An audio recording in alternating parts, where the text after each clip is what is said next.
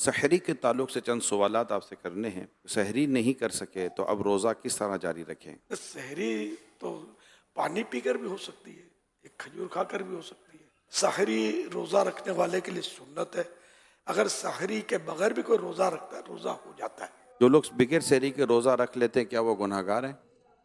گناہ گار نہیں ہے. جو ٹی وی پر اذان ہوتی ہے اس سے سحری افطاری کی جا سکتی ہے؟ اعتماد نہیں کرنا چاہیے کہ اب جیسے کراچی میں بھی علاقے بدلتے ہیں تو کچھ ٹائم بدلتا ہے، لیکن ہمارے یہاں تو پورے کراچی کو جو کور کر لینا اس ٹائم پر یہ افطار سحری کے اعلانات کی ترکیب ہوتی ہے. لیکن ہر چینل یہ کرتا ہو یہ ضروری نہیں ہے، یہ احتیاط ہے. کیا سحری کرنے کے بعد دعا قبول ہوتی ہے؟ سحری کے بعد دعا قبول ہوتی ہے.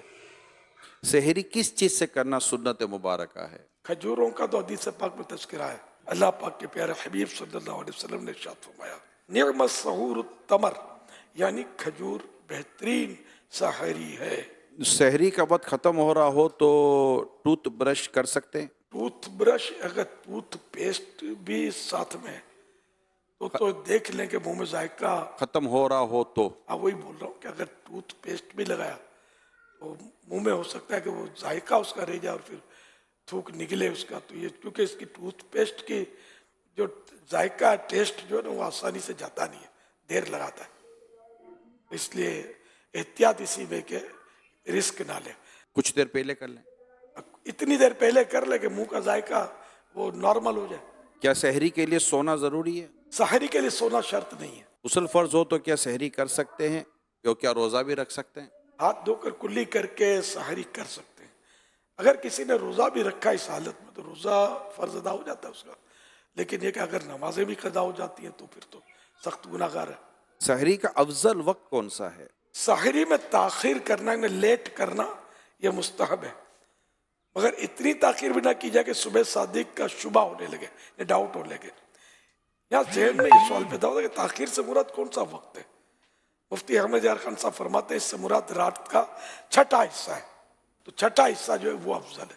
سحری کرنے کی کیا کیا نیتیں کی جا سکتی ہیں سحری میں؟ بہترین نیت یہ ہے کہ میں سرکار صلی اللہ علیہ وسلم کی سنت پر عمل کر رہا ہوں، روزے پر اس سے قوت حاصل کروں گا. واقعی روزے پر قوت حاصل ہوتی ہے. اب رات بھر کھائے پیے نہیں پھر روزہ رکھے گا تو جو حالت ہوگی. جب بھی کھانا کھائیں کوئی مطلب ایسی چیز جس سے قوت حاصل ہوتی ہو تو پھر اس میں یہ نیت اتنی کم از کم نیت کر لینی چاہیے کہ عبادت پر قوت حاصل کرنے کے لیے کھا رہا ہوں. یہ کہ بسم اللہ پڑھ کے کھاؤں گا، سحری کے بعد دعا کروں گا کہ سحری کے بعد دعا قبول ہوتی ہے. اس طرح مزید نیتیں اضافہ کر سکتے ہیں. روزے کی نیت کیا زبان سے کرنا ضروری ہے؟ نہیں، دل میں نیت ہونا کافی ہے. اب دل میں نیت ہے اور زبان سے کہہ لینا اچھا ہے. کیا محلے کی آخری اذان تک سحری جب اذان سے سحری کا تعلق ہی نہیں ہے تو آخری ہو یا پہلی ہو، اگر صبح صادق سے پہلے اذان ہوئی تو اذان دہرانی پڑے گی، اور اگر صبح صادق سے بعد ہوئی تو اذان صحیح ہوئی. اگر اس پر کسی نے کھایا پیا تو اس کا روزہ صحیح نہیں ہوا.